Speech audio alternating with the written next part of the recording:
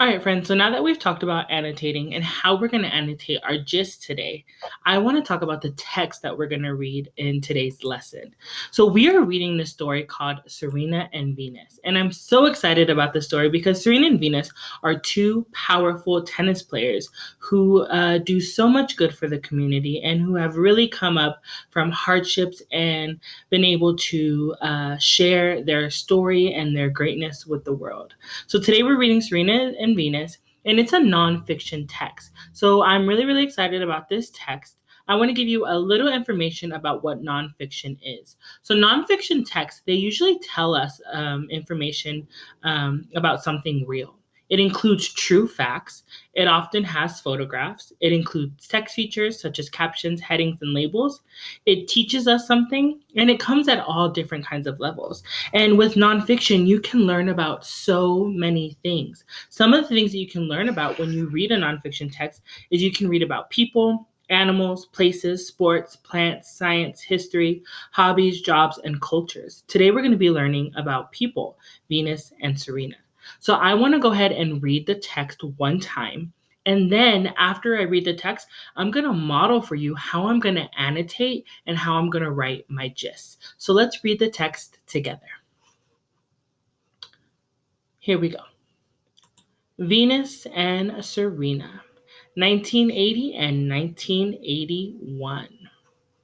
Born in Saginaw, Michigan, and relocated to Compton, California, Venus and Serena Williams started playing tennis early. A 5-year-old Venus and a 4-year-old Serena proved to be quick studies on the Compton court.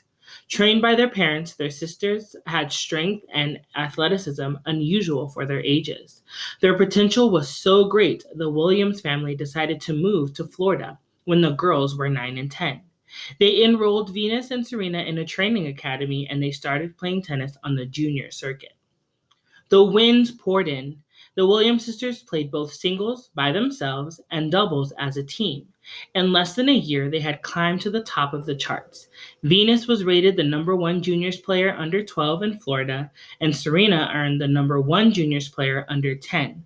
The Williams sisters were a hurricane, storming their way to victory everywhere they played. Some people couldn't handle their success. Whispers crossed the court. White parents complaining about the African American sisters ruining the sport. Critics dismissed the way they played, saying the Williams sisters had nothing to offer but brute strength. Though the Williams sisters had been at the training academy, their parents remained their coaches, and the coaches had had enough. It was important for them to see their daughters succeed, but also to be little girls. Unwilling to tolerate the racism against their daughters on the junior circuit, the Williams family withdrew from competition completely. An unprecedented move, it seemed that Venus and Serena had peaked as tennis players. After all, how could they be expected to grow into mature athletes on the adult circuit if they didn't continue playing through the ranks in the juniors? Well, it turns out that they did just fine. Better than fine, actually. Just because they weren't competing on the circuit didn't mean they weren't competing. Venus and Serena always had each other to battle. It made them stronger and surprisingly closer as sisters. That became apparent when the Williams sisters returned to competitive play. As a doubles team, they were practically unstoppable. As singles players, they squared off against each other regularly, trading the number one and number two spots between them. For all those whispering, unpleasant people who had said that the Williams sisters offered nothing to the game, well, they got schooled. Sports critics consider Serena Williams the best female tennis player of all time. She's earned 21 Grand Slam titles and 4 Olympic gold medals. She's currently the reigning champion of the French Open, the Australian Open, Wimbledon, and the WTA Tour. When Serena isn't ranked number one in the world, Venus usually is. She was the first Black American woman to take the number one spot and has held it 3 times. She's won 7 Grand Slams and Grand Slam titles and her own 4 Olympic gold medals.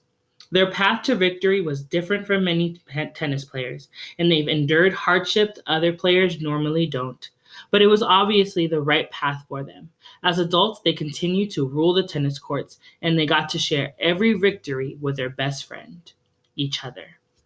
So now that we've read the text, I want to model for you how I'm going to annotate, and I'm going to annotate the first 2 pages. So it's really important that you pay attention in this next section because I'm going to share with you some tips and tricks to annotate with excellence, okay? Because today you're going to annotate this page here, these 3 paragraphs. So I'll see you in the next section.